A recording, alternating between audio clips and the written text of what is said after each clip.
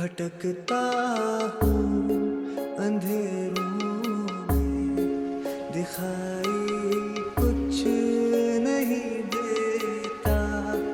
भटकता हूँ अंधेरों में, दिखाई कुछ नहीं देता।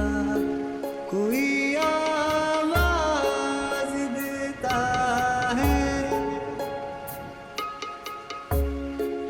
कोई आवाज देता है, सुनाई कुछ नहीं देता। भटकता भाई शंकर, अरे भाई शंकर। कुछ नहीं देता। राजेश आ गया। शीला देखो, राजेश आ गए। पता है राजेश, 3 दिन से तुम्हारा इंतजार हो रहा था। रोज एक आदमी का खाना ज्यादा बनाती थी मैं। नमस्ते भाई साहब। नमस्ते भाभी। तो इस समय किस ट्रेन से आओ राजेश? ट्रेन? वो तो लाइन ही टूट गई। मैं तो स्टीमर से आया हूँ, डूबते डूबते बचकर। इस बाढ़ में आप नदी पार करके आए हैं? सचमुच आप बिल्कुल वैसे ही है जैसा ये बताते थे। क्यों भाई शंकर, क्या बताया करते थे तुम भाभी से? अरे ये तुम्हारी भाभी तो तुम्हें देखने के लिए वैसा ही आकुल रहती है जैसे बच्चे उदबिलाव देखने के लिए। सुनो, चाय चढ़ा दो। हाँ तो राजेश बाबू, आप नदी के रास्ते से आए हैं? क्या करूं, पिछले 2 साल से तुमसे मिलने का सोच रहा था। जब से यूनिवर्सिटी छूटी है तब से तुमसे भेंट ही नहीं हुई। मैं तो कन्वोकेशन में भी गया, लेकिन तुम वहां भी गायब। क्या करूं, पता नहीं क्या हो गया है मुझे। इस 2 साल के अरसे में जिंदगी मुझे कहां से कहां ले गई, और इस बार भी इतना परेशान होकर भागा हूं कि पूछो मत। मन पर जैसे हजारों हथौड़े एक साथ चलते हों। अक्सर तो यहां तक सोचा कि मर जाऊं, फुर्सत मिले, लेकिन आग के बिस्तरे पर न इस करवट चैन न उस करवट। क्या हो गया राजेश तुम्हें? न ठहाके न लतीफे, जाने कहा कि निराशा लाद ली है। अब बैठो तो, टहल क्यों रहे हो? नहीं, बैठूंगा नहीं। तुम जानते नहीं शंकर, मुझसे एक क्षण भी बैठा नहीं जाता। लगता है जैसे नस नस में लाखों तूफान घुट रहे हों और उनके बहने का कोई रास्ता नहीं मिलता। जैसे व्यक्तित्व का रेशा रेशा बिखर रहा हो। लेकिन क्यों? पता नहीं क्यों, पता नहीं क्यों जी रहा हूं मैं। कोई अर्थ नहीं मेरे जीने का। तुम भी ऐसे हो जाओगे राजेश, ये मैं कभी सोच नहीं पाता था। भावुक मैं था, लेकिन देखो जिंदगी ने मुझे ठीक कर दिया। वो तुम जो अपने मन को इतना बांध कर रखते थे। हाँ दोस्त, लेकिन मन की नदी का बांध टूट ही गया, और फिर तो इतनी भयानक बाढ़ आई कि सारी मान्यताएं टूट गईं। न जाने कितने संस्कार उखड़ गए, और धार इतनी तेज थी मित्र कि पांव तले की धरती तक बह गई। न पांव तले रेत, न सर पर आकाश। जाने किस खूंखार दुनिया में खींच लाई है ये नदी, और न जाने क्या करवाने पर तुली हुई है। हाय बाढ़ी नदिया रे, बहू जी नदी भवानी की भीख मिले। शीला, हाय बाढ़ी नदिया रे। ये क्या है भाभी? चना है। ये लोग हर घर से भीख मांगते हैं। चने की भीख? वो क्यों भला? बकरे को खिलाएंगे। नदी बड़ी है ना, ये सब बकरे को नदी किनारे ले जाकर उसकी बलि चढ़ाएंगे और ताज़ा खून जल पर छिड़केंगे, तभी नदी घटेगी। ये सच है शंकर? हाँ, पहले हम लोगों को भी यकीन नहीं था, लेकिन अब तो इतने सालों से अपनी आंखों से देखते आ रहे हैं। लेकिन कभी कभी इससे भी जल नहीं घटता। देवी के मंदिर तक जल चढ़ जाता है, मंदिर डूबने लगता है, तब कस्बे का कोई आदमी डूबकर आत्महत्या कर लेता है और जल उतर जाता है। सच? और क्या, त्योर साल एक पागल डूब गया था, पार साल एक औरत ने खुदकुशी कर ली थी, उसकी तो लाश ही लेकर नदी पीछे सिमट गई। चाय यहीं पियेंगे? नहीं, अंदर मेज पर लगा दो। राजेश, राजेश। हाँ, क्या सोच रहे हो? कुछ नहीं, सोच रहा हूं उस बलि के बकरे के बारे में।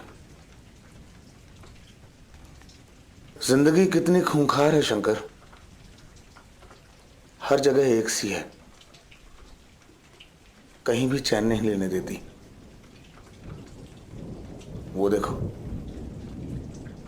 वो लोग कितनी खुशी से उस मासूम जानवर को ज़िबह करने के लिए ले जा रहे हैं। हर जगह यही होता है। जिंदगी गाते बजाते अपने शिकार को अपने साथ ले जाती है, उसका खून लहरों पर छिड़कने के लिए। एक शिकार मैं भी तो हूं, लेकिन मैंने सोचा था मरूंगा नहीं, यहां आकर मन को ताजा करूंगा, लेकिन नहीं। जिंदगी का शिकंजा तो हर जगह खून का प्यासा है, कहीं भी चैन नहीं लेने देता। वो देखो, जिंदगी बार बार मुझे बुलाती है। ये खूनी पुकार यहां भी मेरा पीछा नहीं छोड़ रही शंकर। मैं मरना नहीं चाहता शंकर, इस खूनी पुकार से मेरा पीछा छुड़ाओ शंकर। मैं मरना नहीं चाहता शंकर, मैं मरना नहीं चाहता, मैं मरना नहीं चाहता। लो पानी पियो। पागल हो गए हो? अब कुछ बताओगे तुम्हें हुआ क्या है? बताएंगे मित्र, जरूर बताएंगे। पहले कुछ दिन चुपचाप आराम तो कर लेने दो। खूब आराम करो, इस घर को अपना ही घर समझो।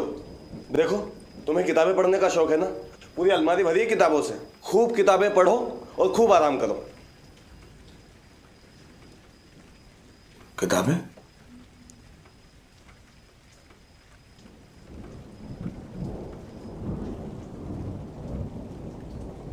टेनिसन,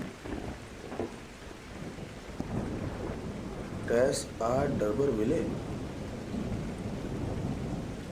कामायनी भी, टहलकम पाउडर का डब्बा भी इसी के साथ।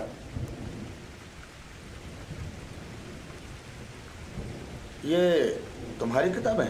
नहीं, पद्मा की, मेरी छोटी साली है, उसी की ये फोटो भी है। आजकल शीला के पास आई हुई है। शीला, शीला, पद्मा कहाँ गई है? वहीं गई होगी, डॉक्टर साहब के यहाँ। मेरे दोस्त हैं डॉक्टर कृष्ण स्वरूप कक्कड़, उन्हीं के यहाँ पद्मा भी चली जाती है। अब क्या करे, दिन भर पड़ी पड़ी। अब तुम आ गए हो तो तुमसे ही मगज पच्ची किया करेगी। चलिए, चाय तैयार है। ये पद्मा क्यों नहीं आई अभी तक? अब आ रही होगी। मैं तो कहता हूँ कर दो दोनों की शादी, कुछ हमें भी तो पद्मा की बाहर से रिलीफ मिले। मुझे तो दोनों की जोड़ी बड़ी अच्छी लगती है। मैंने तो कल चाचा जी को लिख भी दिया है। अरे चलिए ना, चाय ठंडी हो रही है।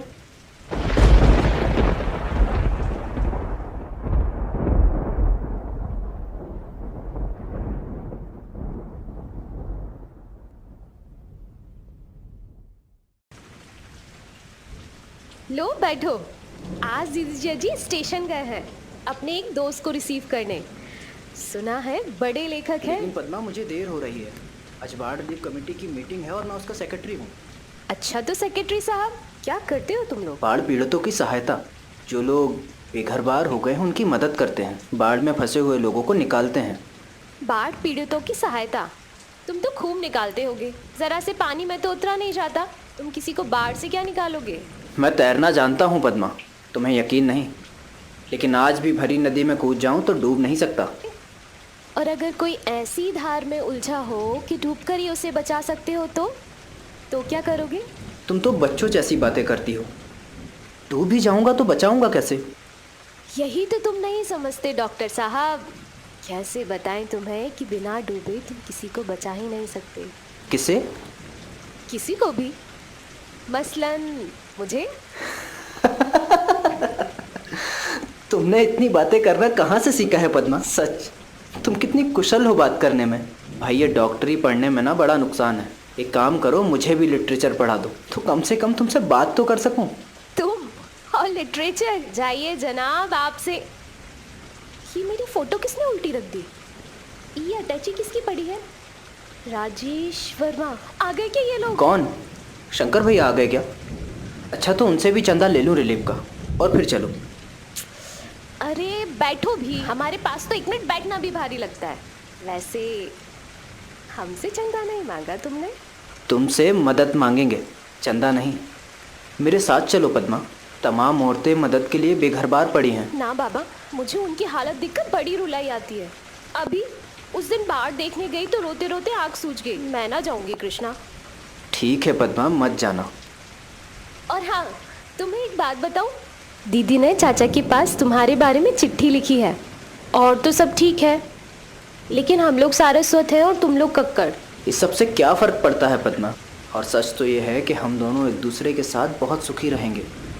हाँ, वो बात अलग है कि मैं तुम्हारी तरह भावुक नहीं, इंटेलेक्चुअल नहीं, लेकिन पद्मा हम दोनों एक दूसरे की कमी पूरी करेंगे। हाँ कृष्णा, हम लोग बहुत सुखी रहेंगे।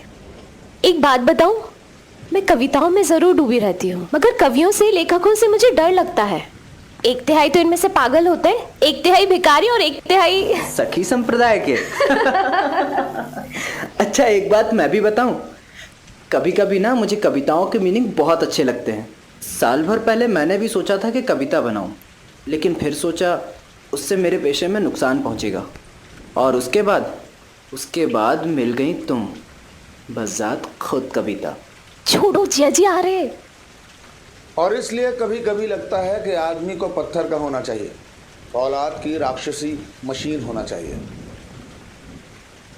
जो अपने बाहु चक्रों में सभी को कुचल दे। उसके बिना आदमी जिंदा नहीं रह सकता। जानते हो शंकर, कभी कभी मन में भयंकर खूनी प्यास सी जगती है जिंदगी से बदला लेने की। लेकिन दोस्त, प्यार ने वो साहस भी तोड़ दिया। मैं जब कभी सोचता हूं कि इस चक्र में वो भी पिस जाएगी जिसे मैंने ईश्वर से बढ़कर माना, जो आज मेरे साथ नहीं है, तो क्या हुआ? तभी ऐसा लगने लगता है जैसे मुझ में हिलने तक की ताकत नहीं। मेरा सब कुछ छिन गया है, कोई अर्थ नहीं मेरे जीने का। मैं किसके लिए जिंदा रहूं? क्यों जिंदा रहूं? फिर सोचता हूं, क्यों मरूं? अगर जिंदगी ने फूल बनकर ना रहने दिया तो कांटा बनकर रहूं, लेकिन रहूं जरूर। राजेश, आओ तुम्हारा परिचय करा दें। ये हैं राजेश बाबू, आप दोनों इनके बारे में सुन चुके हो। और राजेश, ये है मेरी छोटी साली पद्मा, और ये है मेरे दोस्त डॉक्टर कृष्णा स्वरूप कक्कड़, मेरे दोस्त और पद्मा के होने वाले पति। कृष्णा, कल से तुम्हें इनका इलाज करना है। इन्हें महीना भर रहकर इनका स्वास्थ्य सुधारना है यहाँ। जी बड़ी खुशी हुई आपसे मिलकर। मैं कोई ऐसा आदमी नहीं जिससे मिलकर किसी को खुशी हो डॉक्टर। अरे वो बिजनेस पॉइंट ऑफ व्यू से कह रहा है राजेश, उन्हें एक मरीज मिला। क्यों कृष्णा? इतने ठहाके क्यों लगाए जा रहे हैं? अरे कृष्णा, भाभी आपसे कुछ वसूलने आया हूँ।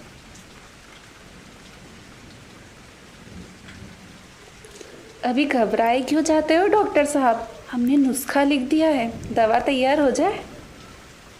लिखिए। ये क्या है? बाढ़ रिलीफ कमेटी का चंदा।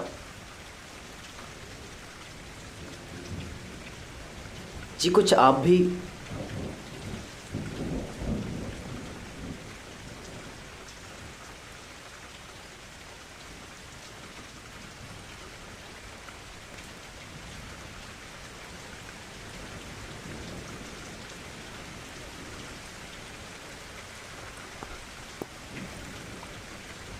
देखो शंकर, मैंने क्या लिखा है। जब आदमी के सामने उसकी दिशाएं धुंधली पड़ जाएं, जब वो अपने जीवन का सही सही अर्थ ना खोज सके, तो उसका जिंदा रहना कायरता है, अहंकार है। उसे आत्महत्या कर लेनी चाहिए राजेश। अरे चंदे की रसीद है राजेश, कोई ऑटोग्राफ बुक नहीं। मुझे संदेश नहीं, चंदा चाहिए। आई एम सॉरी, काहे का चंदा? उससे हम बाढ़ में मरने वालों को बचाएंगे। लेकिन क्यों बचाएंगे उन्हें? तो क्या उन्हें मरने दिया जाए? बेशक। कितना बड़ा दम्भ है। हम घास फूस से बने छप्परों को बह जाने देते हैं, ढोर ढंगरों को बह जाने देते हैं, और आदमी को बचाने के लिए चंदा करते हैं। क्यों? क्या ये आदमी किसी भी मायने में घास फूस और ढोर ढंगरों से बेहतर होते हैं? कभी नहीं डॉक्टर, ये लोग तो कीड़ों से भी बदतर होते हैं। इनका जिंदा रहना दुनिया के लिए अभिशाप है और इनके लिए यातना। मैं जब कभी सोचता हूं कि इस धरती पर करोड़ों आदमी नुमा कीड़े रेंगते हैं और अपना नारकीय जीवन बिताते हैं तो मेरा मन गुस्से और तिरस्कार से भर जाता है। ये हम सब क्या है हमारे जीवन के माने? हजारों साल से हम सितारों की छाह में धरती पर अपने पदचिन्ह बनाते चले आ रहे हैं, लेकिन हैं सबके सब कीड़े ही। इनका मर जाना ही उचित है। मुझे तो अफसोस है कि ये बाढ़ें इतनी कम क्यों आती हैं। मनु के जमाने का जल प्रलय क्यों नहीं आ जाता? इंसान का नामो निशान क्यों नहीं खत्म हो जाता? कीड़े सबके सब मरने के लिए बने हुए हैं। तो क्या दया और सहानुभूति कुछ भी नहीं? ये क्या कह रहे हैं आप Rajesh Babu? This is British. तो दया का कम ब्रिटिश होती है डॉक्टर साहब? अभी उस बलि के बकरे को देखा था। दया तो हमारे व्यवहार का महज वो अंश है जिसमें हम बकरे को फूल और माला से लादते रहते हैं। हमारे दो चेहरे होते हैं डॉक्टर साहब, एक जो हम दुनिया को दिखाते हैं, दया, स्नेह, प्रेम और ममता का चेहरा। दूसरा जो हम खुद देखते हैं, घृणा, क्रूरता, कुरूपता और प्रतिशोध का चेहरा। यही जिंदगी की असलियत है मेरे दोस्त। दया करके, प्रेम करके हम जिंदगी की असली कुरूपता को ढकने की कोशिश करते रहते हैं। यह गलत है। असलियत तो यह है कि जिंदगी क्रूर है, क्रूप है और घिनौनी है। आदमी को मर जाना चाहिए, खत्म हो जाना चाहिए। ये फिलोसफी की बात छोड़ो, लाओ तुम्हारा नाम से मैं चंदा लिख दूं। ये लाइनें ही मेरा चंदा है। मैं आपकी लपटों पर यह बात लिख सकता हूं, पानी की लहरों पर यह बात लिख सकता हूं और बादलों पर भी यही बात लिख सकता हूं, क्योंकि यही जीवन का ध्रुव सत्य है। कह दो आदमी से कि वो मर जाए, खत्म हो जाए, क्योंकि उसकी दिशाएं अभी भी धुंधली हैं, अस्पष्ट हैं। मैं नहाने जा रहा हूं, अंदर जैसे भट्टी सुलग रही है। कृष्णा, कल इन्हें चेकअप तो करो जरा। जानते हो बहुत बड़े लेखक हैं ये। हिंदी के ना, तभी ये न्यूरोटिक हैं। मानसिक रोग है शंकर भैया। रोग नहीं, बहुत गंभीर बात करते हैं ये। मैं तो जैसे बह गई थी।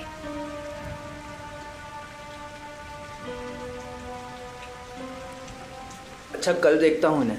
अब जरा रिलीफ कमेटी की मीटिंग में जाना है। क्या हालत है बाढ़ के? सब जगह पानी भरा है जीजा। देवी के मंदिर तक भी पानी आ गया है। इस साल फिर कोई बेचारा डूबेगा। वाहियात, महज अंधविश्वास है। शंकर भैया, इनमें बड़ी आत्मघाती प्रवृत्तियां हैं, जरा ध्यान रखिएगा।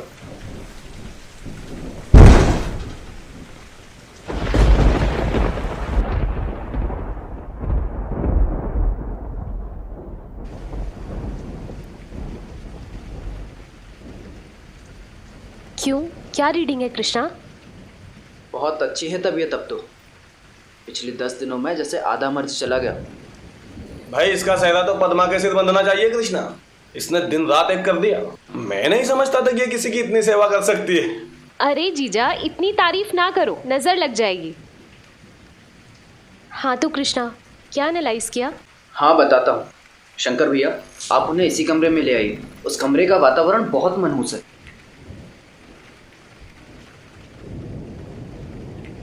बताओ क्या एनालाइज किया?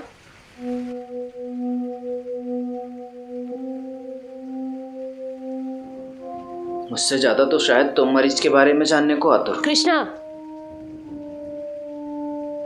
इन 10 दिनों में जिंदगी का चक्र कितना घूम गया पद्मा। कृष्णा, यूं बोली ना बोला करो। तुम्हारा मन इतना छोटा है ये मैं नहीं समझती थी। तुम्हारा मन इतना अस्थिर है ये मैं नहीं जानता था पद्मा।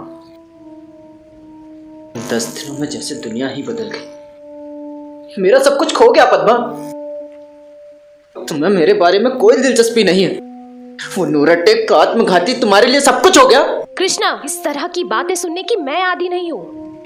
वो कुछ भी हो, मैं उन्हें श्रद्धा करती हूँ, ममता करती हूँ, प्रेम करती हो। कहो ना, आखिर हो ना औरत। बदलते देर नहीं लगती। आखिर हो ना पुरुष। अधिकार की प्यास जाएगी थोड़ी। ब्याह हो गया होता तो ना जाने क्या करते।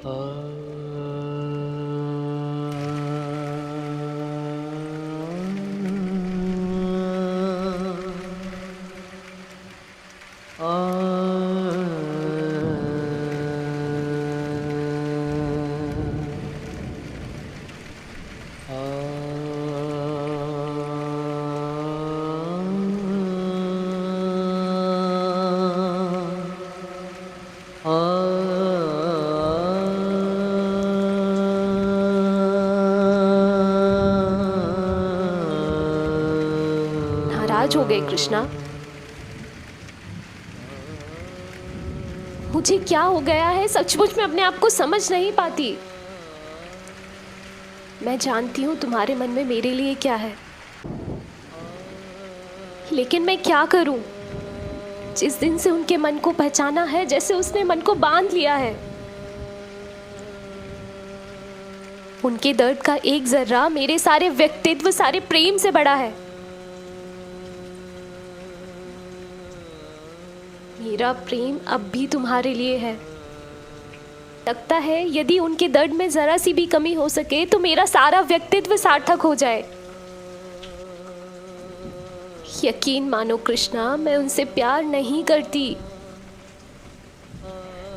लेकिन उनकी आंखों में तो इतनी अंधेरी गहराई है कि उनसे झांकते हुए मुझे डर लगता है। लेकिन ना जाने कैसा जहरीला जादू है उनमें कि मैं डूब जाती हूँ। मुझे अपने ऊपर बड़ा गुस्सा आता है और जब वो मुझसे नहीं संभल पाता तो वो तुम पर उतर जाता है कृष्णा।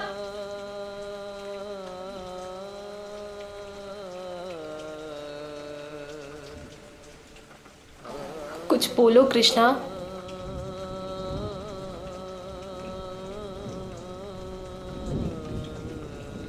कृष्णा, थोड़े दिन में तो वे यहां से चले ही जाएंगे, तब तक उनकी सेवा कर लेने दो।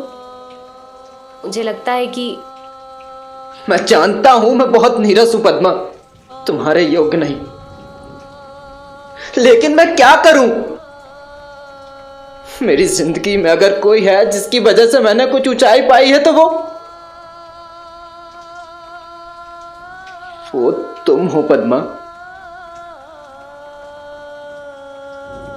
खैर, जाने दो। तुम्हारी इसी बात से मेरा मन भर आता है, लेकिन मैं क्या करूं?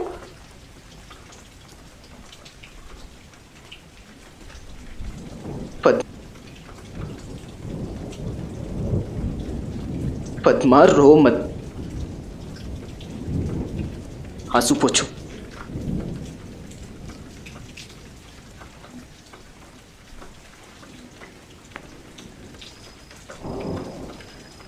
लो, पानी पियो।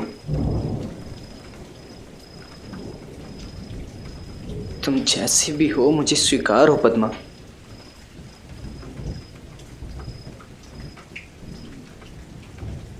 काश कि तुम मुझे समझ पाती। खैर, आओ बताएं उन्होंने क्या बताया। जानती हो, वो इसलिए इतने निराश हैं, इसलिए आत्महत्या करना चाहते हैं क्योंकि उन्हें वो लड़की ना मिल सकी जी कृष्णा, उन्हें इतना नीचे ना घसीटो। हाँ तो तुम्हारी पूजा से वो ऊंचे भी नहीं हो जाएंगे। हाँ तो तुम्हारी व्याख्या से वो नीचे भी नहीं गिरेंगे। बेवकूफ मत बनाओ मुझे। उन्होंने तुमसे पहले मुझे सब बता दिया है। बताया है कि उन्होंने और कामनी ने निश्चय किया था कि वे जीवन भर अलग रहेंगे, प्रतिदान न लेंगे, मगर अपने प्यार से एक दूसरे का व्यक्तित्व संभालते चलेंगे। पर अब कामनी धीरे धीरे मुरझा रही है और वे रोक नहीं पाते। उनके सामने जीवन का एक अर्थ था और अब उनका जीवन निरर्थक है। बस जिंदा नहीं रहना चाहते। कितनी गहराई से सोचते हैं वे कृष्णा, तुम समझ ही नहीं सकते। हाँ तो तुम तो समझ सकती हो। समझती हूँ, और तुम्हारे इस तरह बोलने से मैं डर नहीं जाऊंगी। तुम उनके पैरों की धूल भी नहीं हो कृष्णा, तुम इस ऊंचाई से सोच भी नहीं सकते। हाँ नहीं सोच सकता, और ईश्वर ना करे कि मैं कभी वहां से सोचूं। औरत जो एक शाम को बदल जाए, उस औरत के पीछे मैं कभी आत्महत्या नहीं कर सकता। हाय बाढ़ी नदिया रे,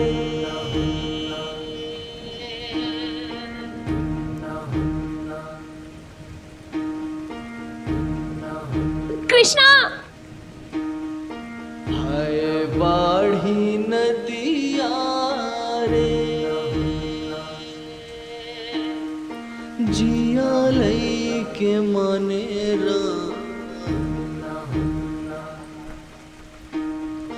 हाय बाढ़ी नदिया रे, दर्द न जाने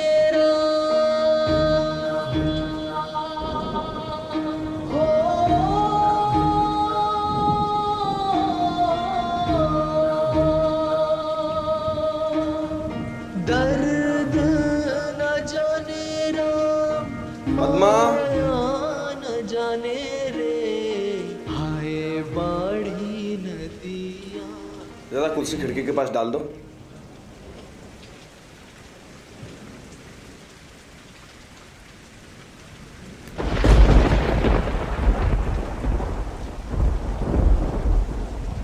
अच्छा तो मैं डिस्पेंसरी जाकर जरा दवाई ले आऊं। शीला, जरा दवाई की शीशी देना।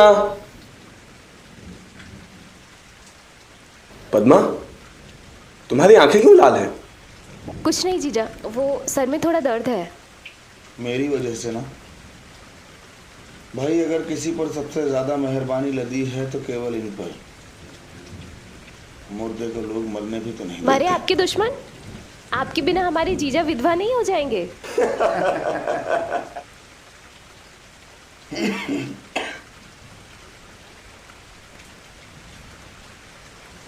बैठो भाभी। दूध चढ़ाई हूँ, उतारो। अरे बैठो भी दीदी। राजेश बाबू अब शादी कर लो। ये सब तो हर एक की जिंदगी में होता रहता है। शादी कर लोगे तो बिखरा हुआ मन भी बन जाएगा और धीरे धीरे सब ठीक भी हो जाएगा। क्षमा करना भाभी, क्या इतना प्रायश्चित काफी नहीं? अच्छा तो है राजेश बाबू, शादी कर लीजिए। इतना डरते क्यों हैं? डरते क्यों हैं?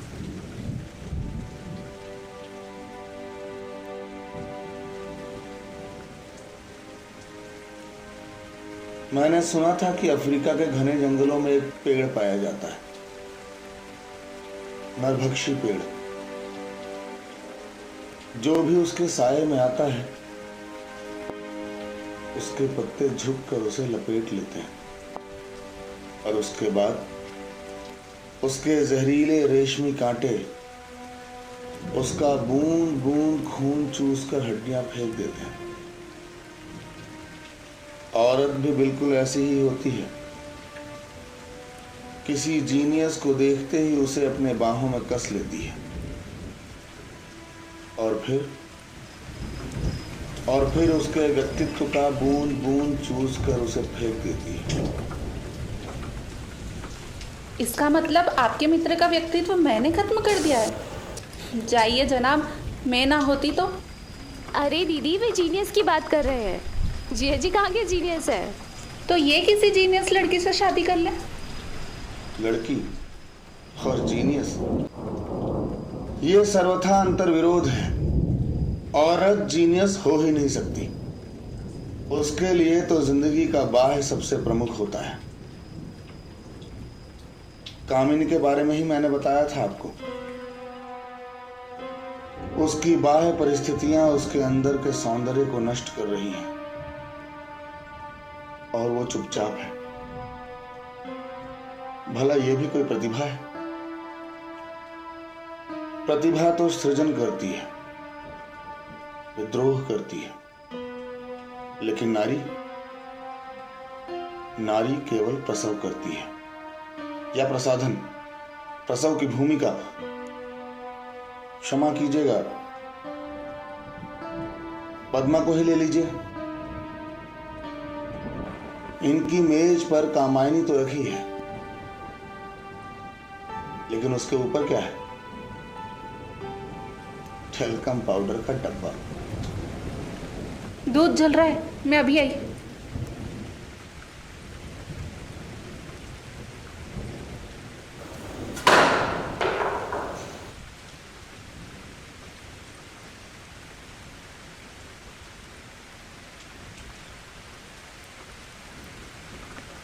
आप तो बुरा मान गई।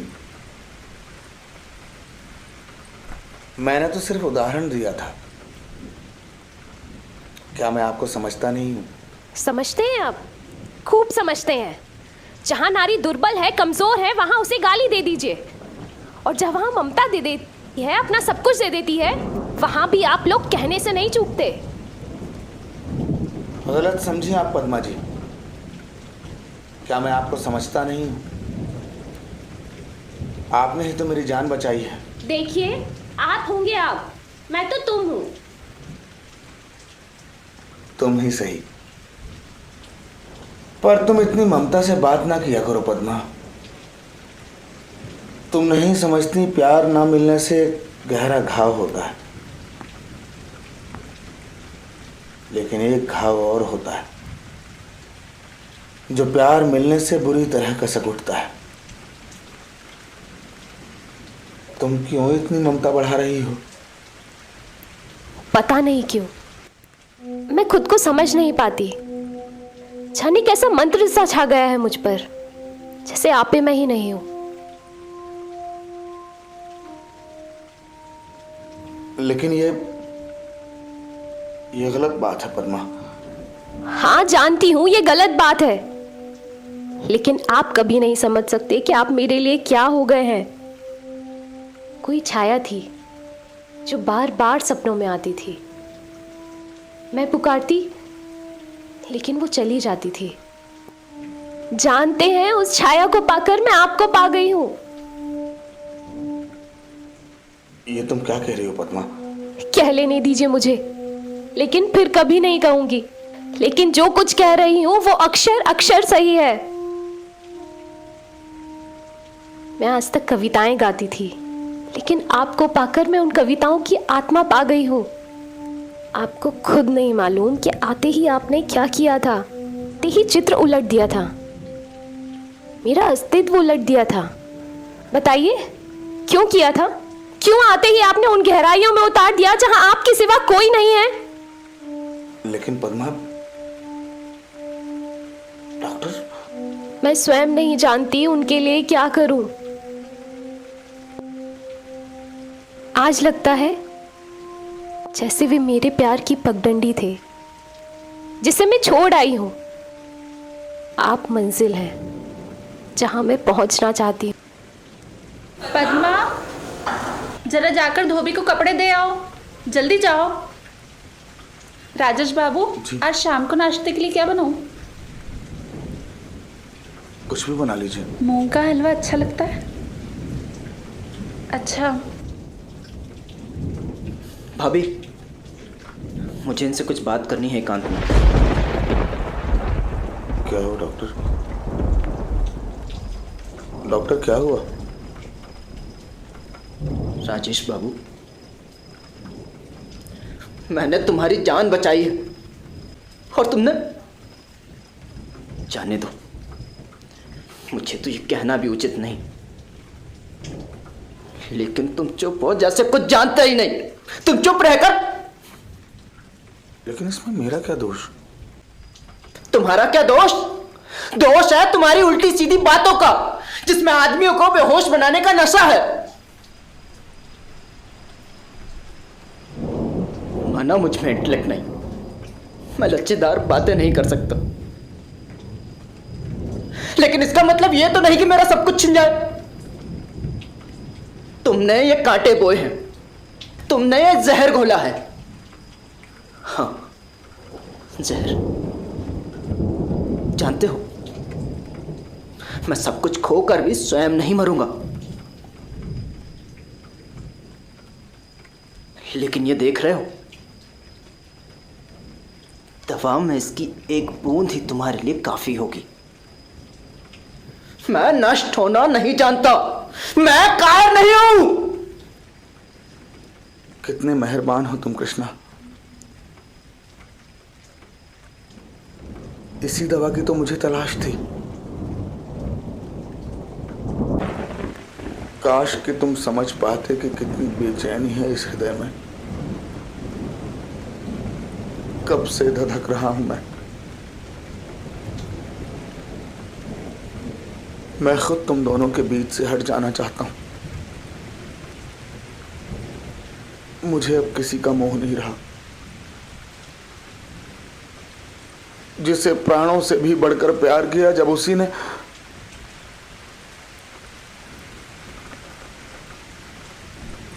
लाओ ये शीशी मुझे दे दो। नहीं, कभी नहीं। मेरा काम लोगों को जिलाना है, मारना नहीं। मैं डॉक्टर हूं, दवा देता हूं, जहर नहीं।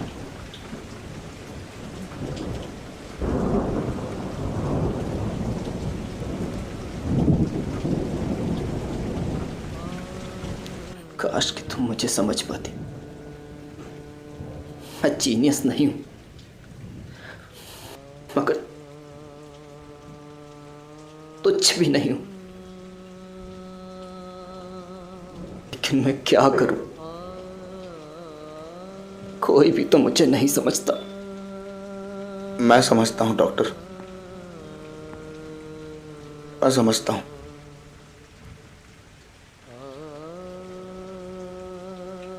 कितना तुच्छ हूं मैं,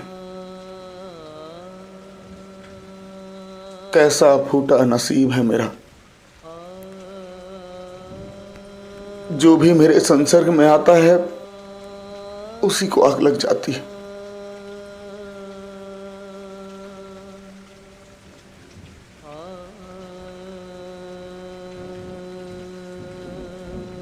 मैं समझता हूं डॉक्टर, मैं तुम दोनों के रास्ते से हट जाऊंगा। मैं समझता हूं।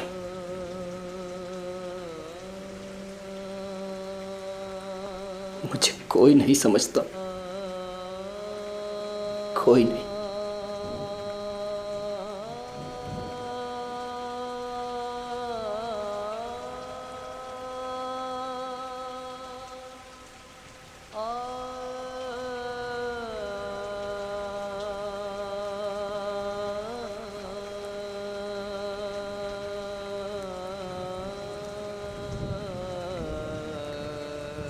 जिंदगी का अब कोई अर्थ नहीं मेरे सामने।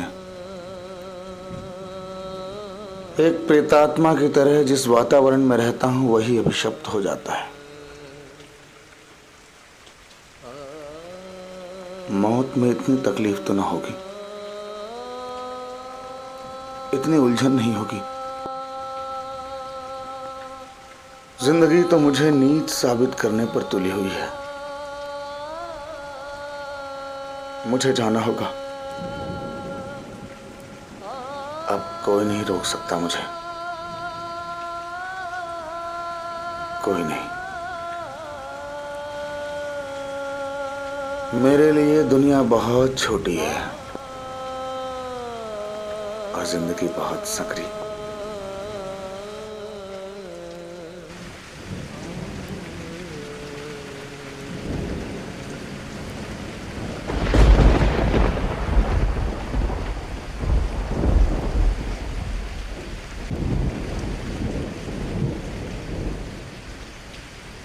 सारी गलती तुम्हारी है। मैंने बार बार समझा दिया था कि चाहे आसमान फट पड़े लेकिन तुम राजेश को एक मिनट भी अकेला मत छोड़ना, लेकिन नहीं, तुमने कभी कहा माना है मेरा? तुम्हें जरा सा भी अंदाजा है कि अगर राजेश को कुछ हो गया तो मैं किसी को मुंह नहीं दिखा सकूंगा। कुछ पता लगा जीजा? नहीं, पुलिस में रिपोर्ट की, चाल छुड़वाया, मल्लाहों से पूछा, बस स्टैंड पे भी पूछा, लेकिन कहीं से खोज पता नहीं चला। लाओ कुछ रुपए दो, जब तक ढूंढूंगा नहीं तब तक वापस नहीं आऊंगा।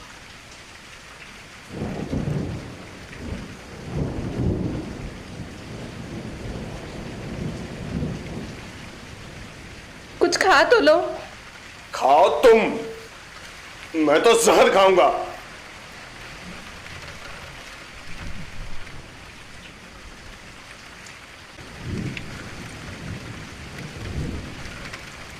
कुछ पता चला?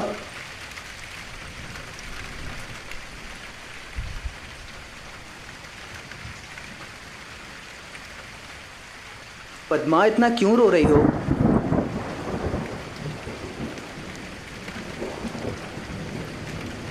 धीरज रखो। छुओ मत मुझे, दूर हटो। तुम इतने पशु हो कृष्णा, ये मैं नहीं समझती थी। मैं? हाँ तुम मुझसे छिपो मत। ये देखो, ये खिड़की के बाहर था। तुम्हारे ही दवा खाने की है ना ये? तुम ही आए थे ना उस वक्त?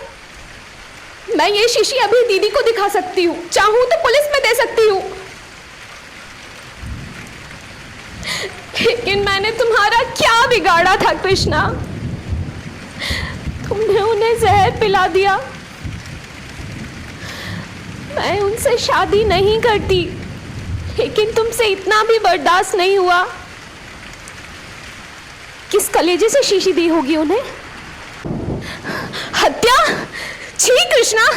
लेकिन पद्मा, मेरी बात ना। नफरत करती हूँ मैं तुमसे, तुम्हारी शक्ल भी नहीं देखना चाहती। चले जाओ, अभी चले जाओ कृष्णा, वरना मैं दीदी को बुलाती हूँ। जाओ।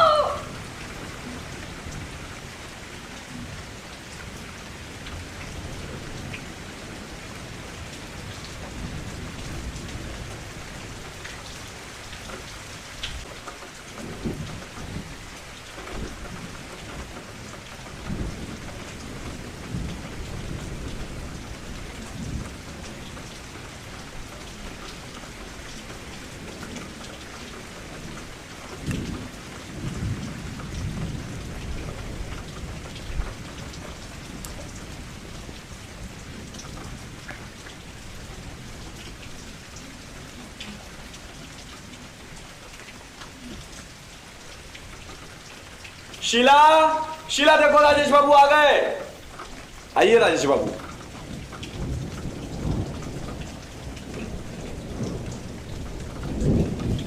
वाह राजेश बाबू, आपने तो परेशान कर डाला।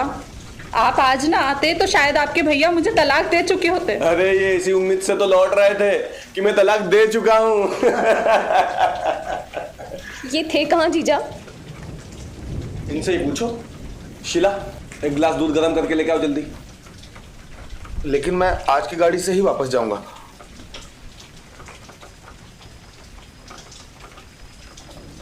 लेकिन डॉक्टर?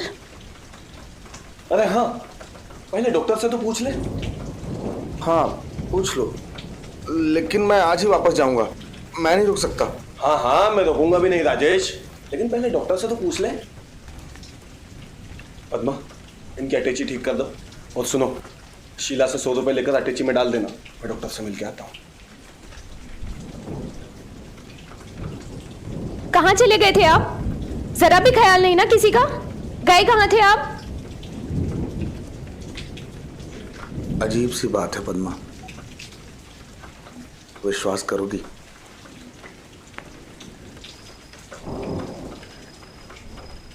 मैं देवी के मंदिर गया था डूबने के लिए। नहीं, परेशान ना हो, तुम तो जानती हो कितना ऊब गया था मैं अपने आप से। मेरी जिंदगी भार थी मेरे लिए, और धीरे धीरे सबके लिए भार बन गई। सबकी जिंदगी के बांध मेरी वजह से टूट गए। मैं कितना आत्मदंश बर्दाश्त कर पाता। और फिर मैंने निश्चित कर लिया था कि मेरी मौत ही हर उलझन का इलाज है। मैं किसी को भी तो सुख नहीं दे पाया।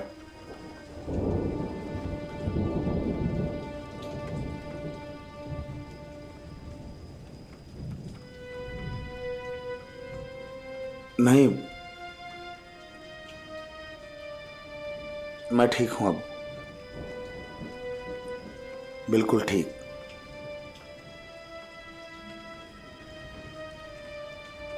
उस वक्त जाने कहां से मुझ में इतनी ताकत आ गई थी।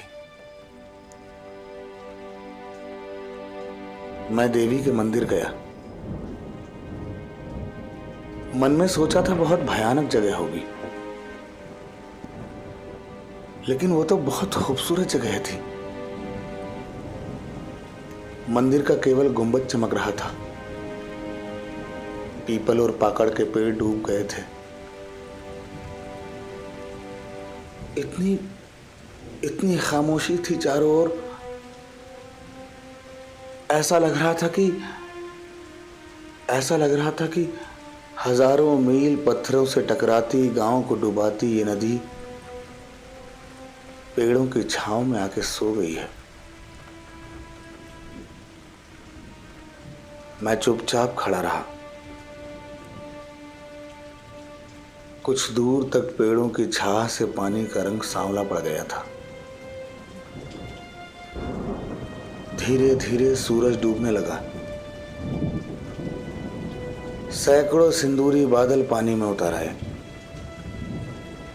और फूलों की तरह बहने लगे। मैं चुपचाप था।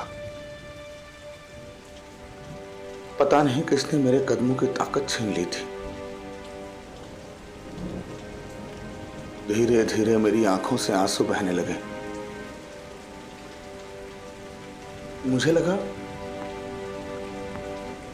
मुझे लगा मैं क्यों मरना चाहता हूं। जिंदगी तो कितनी खूबसूरत है, कितनी शांत है। और तब मुझे जिंदगी का नया पहलू मिला, और वो ये कि ऊपरी सतह कितनी ही मटमैली क्यों ना हो, जिंदगी के तहों के नीचे गुलाब के बादलों का कारवां चलता रहता है। क्रूरता और कुरूपता के नीचे सौंदर्य है, प्रेम है, और प्रेम, सौंदर्य, क्रूरता और कुरूपता को चीर कर नीचे बैठ जाता है। उसे देखने के लिए आंखों में एक नया सूरज चाहिए पद्मा। और धीरे धीरे लगा कि मन की सारी कटुता, सारी निराशा, सारा अंधेरा धुलता जा रहा है। लगा कि जीवन में जब तक एक कण भी सौंदर्य है तब तक मरना पाप है। और इसलिए मैं जिंदगी में फिर से वापस लौट आया कि क्रूरता और कमजोरी के आगे हारूंगा नहीं, मरूंगा नहीं, सौंदर्य का सृजन करूंगा, सुंदर बनूंगा। जिंदगी बहुत प्यारी है, बहुत सुंदर। आदमी को बहुत काम करना है अभी। दूध ठंडा हो रहा है, पी लीजिए। पद्मा, लीजिए, दूध पीजिए।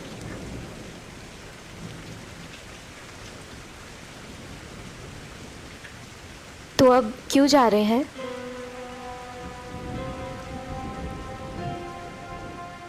मैं जा रहा हूं इसलिए क्योंकि मेरी जगह वही है जहां कुरूपता और क्रूरता है, जहां मेरे सपने टूटे, क्योंकि मुझे अब वहीं प्यार बिखेरना है, वहीं लड़ना है, वहीं निर्माण करना है। मैंने आज जीवन का सत्य पाया है पद्मा। उसे लेके मैं कामिनी के पास जाऊंगा, फिर सारी दुनिया के पास।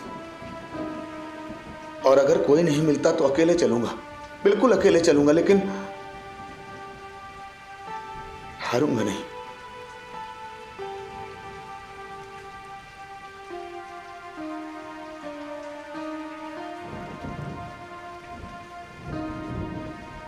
पद्मा,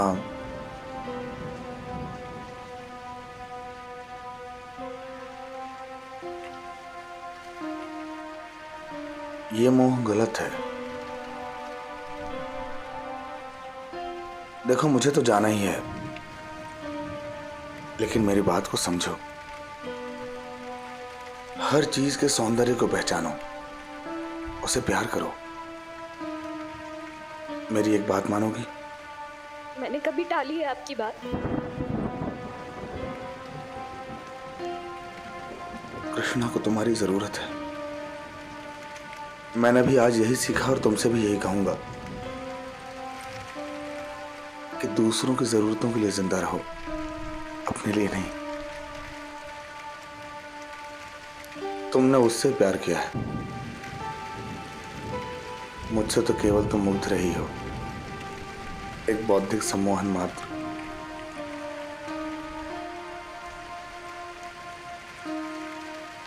उसके पास भाषा नहीं है और उसका हृदय बहुत बड़ा है। उसके साथ समझौता कर लेना, और फिर अपने ब्याह में बुलाओगी ना हमें? रोते नहीं है पगली। क्या सचमुच अभी जाओगे राजेश? हाँ भाभी। पद्मा, मेरी जरा अटैची ठीक कर दो। भाभी, हमारे कपड़े ऊपर पड़े होंगे। अभी लाई।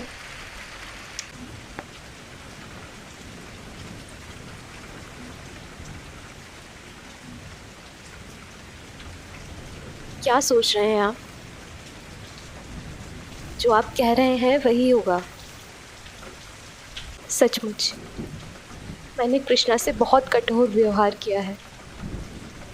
मैं उन्हें समझा लूंगी, उनसे क्षमा मांग लूंगी।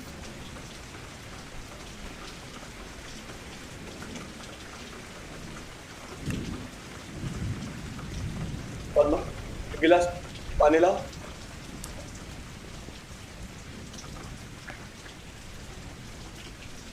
बाढ़ उतर गई। कैसे? इस साल कृष्णा ने खुदकुशी कर ली। बचा लूंगा जो आएगा, बचा लूंगा जो आएगा। कोई तूफान कश्ती पर सिवाय दिलासों के माझी कुछ नहीं देता। भटकता हूँ अंधेरों में, दिखाई कुछ